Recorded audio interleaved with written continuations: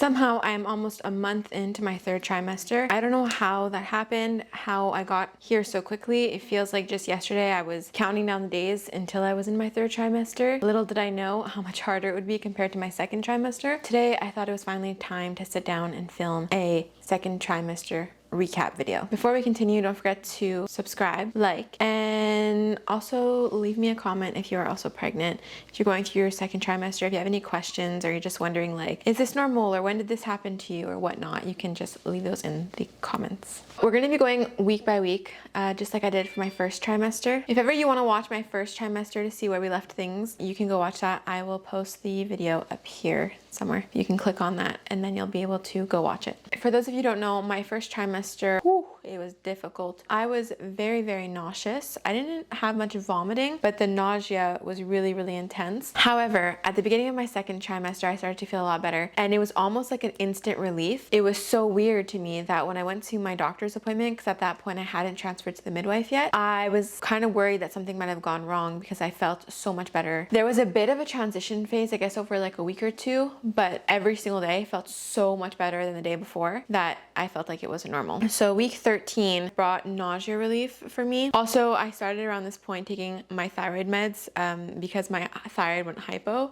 So I upped my dose in that, and that really helped alleviate my mood because I was feeling very sad in my first trimester, and I think it was because my TSH was so high. So I think that was really affecting my mood. I was still easily tired at this point. I don't think my thyroid had regulated. We had also found out the gender at this point. So as soon as I entered the second trimester, I knew the gender, which was really cool. It was a 75% accuracy. It ended up being right. And so we had found out that it was a girl. That was really, really fun. And then a few days after I found out it was a girl, the unfortunate part about all of this was that I started spotting. Obviously, that really, really got me nervous and everything. It turned out everything was fine, and we think it was because I had a fibroid. Then my 14th week, at this point the spotting went away, the pregnancy had continued normally. The 14th week, my hunger came back with a vengeance. I was so hungry, and it was so nice to finally feel hungry because honestly, my first trimester, I thought I would never feel hunger again, and I would never like have the urge to eat anything again. So it was really nice to like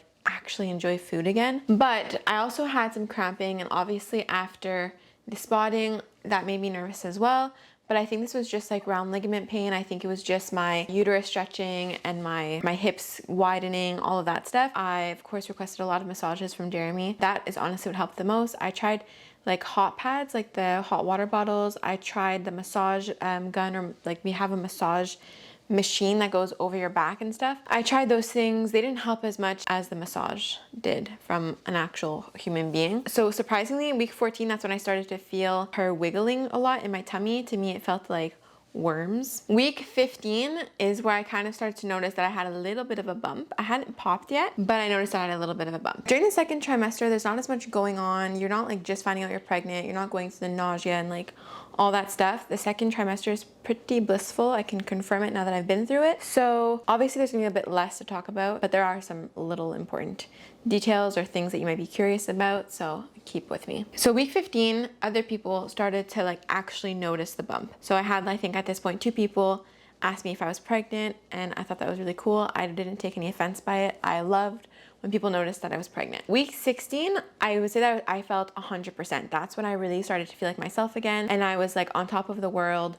All of the happy hormones or whatever is going on in my body, they just made me feel really good. Now, looking back in retrospect, if I knew how things were once you enter your third trimester, I would say to book any like camping trips, little trips, activities that you want to do between your 15th or 16th week, and I would say until maybe the 24th week. I feel like those 2 months are like your sweet spot where you just feel really, really good. You don't feel too big. You don't feel like you can't do stuff. A really good time to just get the stuff done that you want to do, because I waited till after that and I kind of regret it because now I don't feel like I can do the activities that I planned. Keep that in mind if you're planning some activities. Week 17, I started feeling good enough to actually do yoga, so I started taking weekly yoga classes. Week 18, I started to feel actual kicks, so I wasn't feeling wiggles anymore. I was feeling kicks. You could feel them with your hand, like outside my stomach, and you could see them. And even by the end of week 18, Jeremy felt the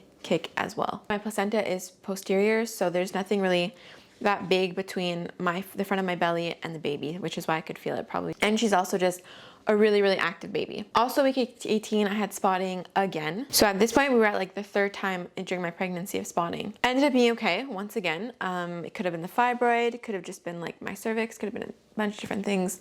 I guess I'm just one of the people who spot throughout their pregnancy. Week 19, I started to actually notice like very specific wake windows for the baby. So from 8:30 in the morning till 10 o'clock in the morning, she'd be awake, and same thing at night, 8:30 to 10, that's when she'd wake up. And I thought it was really cute. This will be a good thing to remember or to just look back on if ever Rosie watches these videos when she's older. Those were the times where her dad and I, so Jeremy and I, would either be sitting on the couch reading, and we'd be together and we'd talk and stuff and have our breakfast and then read.